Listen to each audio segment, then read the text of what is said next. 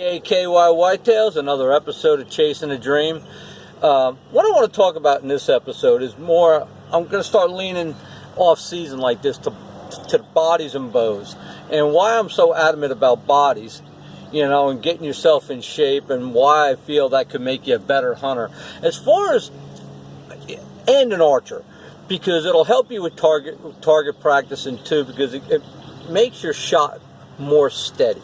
And that's what I feel. And when you lock in, you're locking more solid. You're not shaking around. You're not wobbling. And but how come? Like I said, now I'm going to get back to why I feel it'll make a better hunter out of you. And a quick story about what happened to me this past hunting season. I was hunting in Kentucky, and I was self-filming. And it's pretty cool, the setup that I got. What I did is I have a couple of GoPro knockoffs. They're basically a GoPro. And the brackets that I got with them, and I went on eBay and I bought a whole set of these brackets. And my camera, you can see the bracket underneath my camera, it mounts right to the bracket on my stabilizer, and which is pretty cool because I can use the camera. When I open it, I can check out my viewfinder as I'm with my bow in my hand, and I can do all the controls with my finger. Even when I'm at full draw, I can actually control the camera, and it's not very heavy, and I practice with it. So, you know, I'm steady on my shot, and this is, again, where I go back to bodies and bows and why I feel, you know, if you get yourself in shape, like I said, the hunting end of it starts falling into place. But what happened, I'm going to try to keep this as short as possible, but it's a pretty cool story, so kind of follow along with it, and just visualize yourself in my shoes. I had the camera mounted on my bow, like I showed you, on my stabilizer, and I was looking down. I was on a hayfield. The hayfield was behind me, and I was looking down into the woods, and it was the early part of September. You know, I was in the first week of Kentucky bow season, and I was watching. I seen this spot before. I was kind of across the field, and I seen the deer. I wasn't sure where they were coming out. The first sit I did was kind of like an observation sit. Then I seen where the deer were coming out, so I moved over, found myself a good tree. I hung out of a climber, so I kind of was trying to find the best tree I could for my climber. So when I got in there, it started getting dim, and behind me I had plenty of light. And that's what that's why one reason I had the camera, because I said if I have to turn around and look into the hayfield, I'll have like extra time with this. But as I was looking into the woods and it started getting later and later, I opened my viewfinder, turned my camera on, anticipating when they should be coming out now. And when I turned it on, I noticed it was getting dim because the woods was, with all the foliage, as you guys know, was dropping quick. It's getting pretty dim, and it started getting pretty hazy, and you know, just I couldn't use it anymore. So what I did, I said, my backpack was hanging on my bow hanger. I got one of them bow hangers you can extend, and my backpack was hanging on there where I keep all my stuff in. So I unscrewed my camera. I said, well, as long as I can't use it, I don't want it on my bow because it does add weight to it. And I took it off. I was putting it in my backpack. Now I'm turned around. I got the bow in my left hand, and like I said, here I go again why I'm so adamant about this bodies and bows. I got my bow in my left hand, my camera in my right. As I'm putting it in my backpack, I look over my right shoulder. I'm facing the tree now, and I'm facing behind me into the hayfield, and I look over, there's two bucks standing there, good 10-pointer, and I'm not really sure what the other one was because I really didn't even check them out.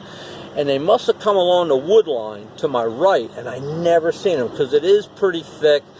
Early part of the year, the leaves are all still on the trees, so kind of just follow along. So these deer come out. They are not 5 yards, 6 yards from the base of the tree. Now I'm stuck. I got the bow in my left hand, camera in my right. So I'm putting the camera back in my fanny pack as quiet as I could, and I know there's a water bottle in there, one of them plastic water bottles, and that's another thing I'll never use again, is those plastic water bottles, because when you start using them, they sound like a bag of potato chips. So finally I get my camera in there.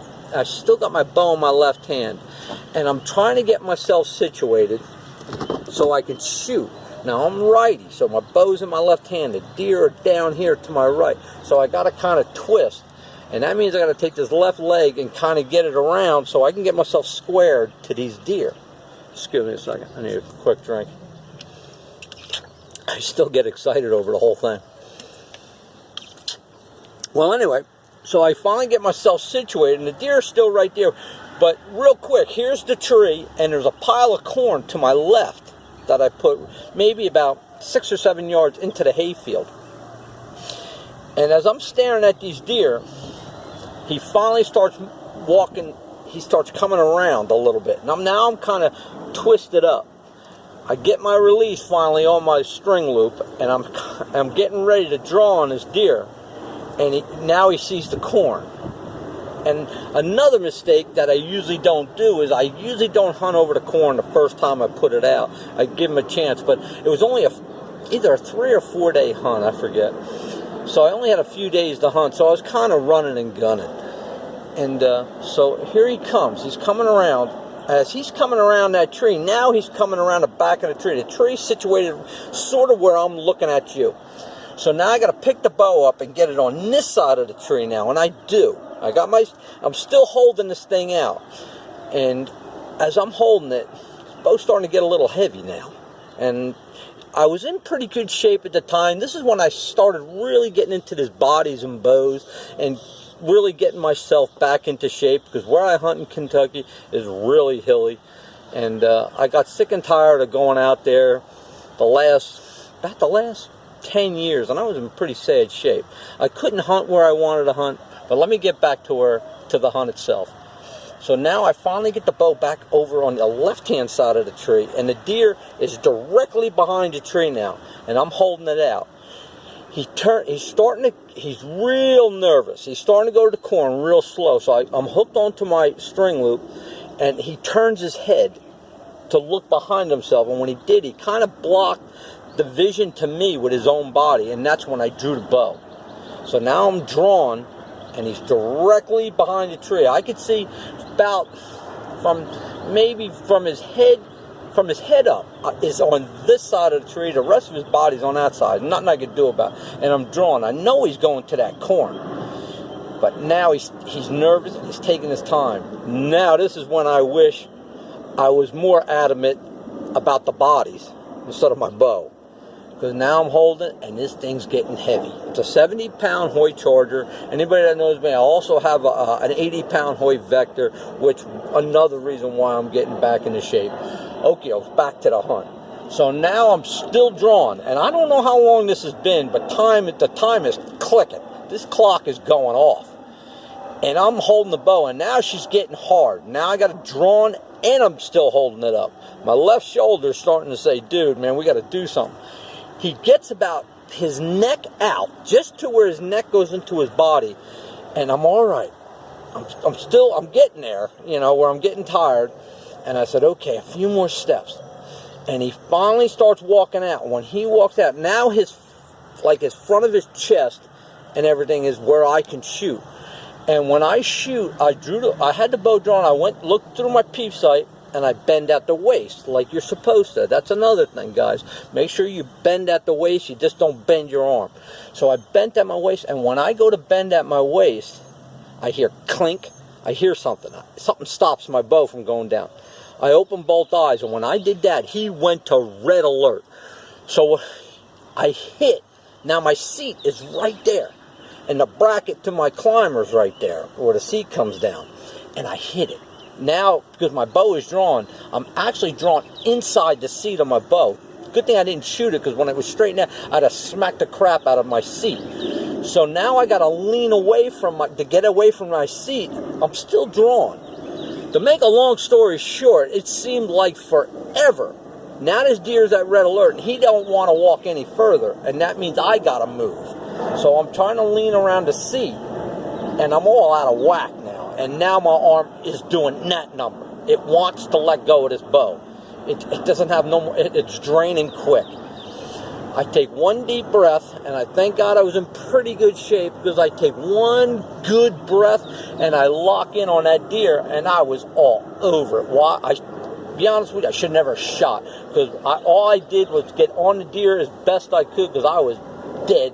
My shoulder was exhausted, my arms were exhausted, and I punched the trigger. Long story short, I got lucky. When I shot him, he must have been looking away from me a little. I caught the last rib back, but buried the broadhead. And I don't shoot big broadheads either, and I'll talk about that in another episode.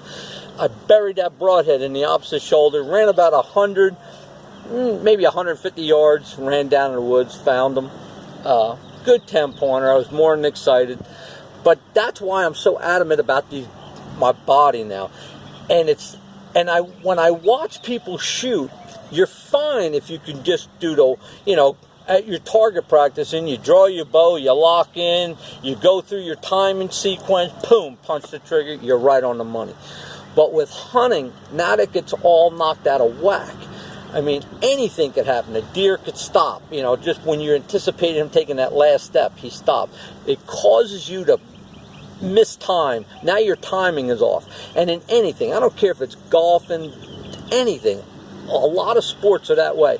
Everything is timing, and that's what I'm finding out, and what I don't see a lot of people talking about. It's that timing. And what I do now is when I'm practicing, target practicing, I'll get on, and when I usually shoot, I'll hesitate. And I won't shoot. I'll hold it longer. And it causes me to realign myself, because I usually have that 1, 2, 3 fire. And I was watching an episode with Cameron Haynes shooting in his yard, and you can check him out. It was like I went 1001, 1002, 1003, 1004. He shot that bow. Every single shot. That's what he did. He boom, boom, boom. I mean, he had a perfect timing. He hits like incredible. But what happened just at like 1004, if somebody was standing there and said, no, don't shoot, hang out. See, what happens too, I think, is we start over-aiming after that point. You hesitate, and now where your pin was, you move it. And I don't know why. I think because you start thinking, well, maybe I'm not right on.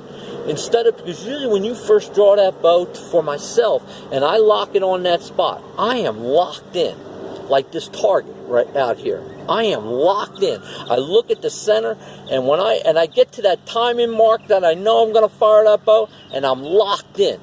And that's what I think you got to practice, guys. When you get out there and you go to shoot, hesitate. Pretend, visualize it was a deer, and at the moment, maybe he turned, maybe he turned his body where you didn't have that good shot now, and you had to wait for him to move that leg back again. But that's the timing part of this, and it'll realign yourself, and it'll pay dividends. So with that, get out there and practice this timing routine, with actually knocking your timing off a little, and see what happens. DAKY Whitetails, keep chasing the dream.